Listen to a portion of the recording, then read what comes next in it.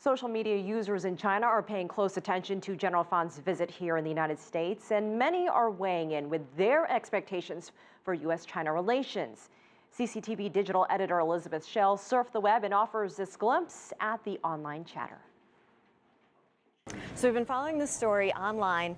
We've been getting quite a few reactions on social media. I just want to read a couple of you here from Weibo that we've seen come in. From Vanguard 6, who says, "That's military transparency as well as muscle flexing." 26 Moon Knight says, "This shows the confidence not afraid of others visiting." Old Man Lee from the Zhongli and Company says, "The visit will definitely thaw the atmosphere. China and the U.S. are both wise nations and won't be in a stalemate all the time. The two countries hold different opinions over certain issues, and that's why they are being positive to find a balance point, which means the fundamental interests of both countries. However, it's impossible for the U.S. and China to be truly peaceful. Their relations have not been deadlocked before, but won't be very intimate in the future either.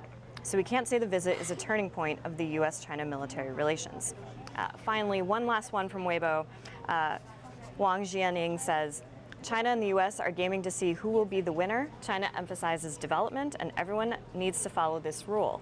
The relationship will be more intense before China catches up with the U.S. in military strength." So those are just a few of the comments that we've been seeing online. We're going to continue to stay up with this story. You can follow us online, cctv-america.com. So thanks, back to you in the studio.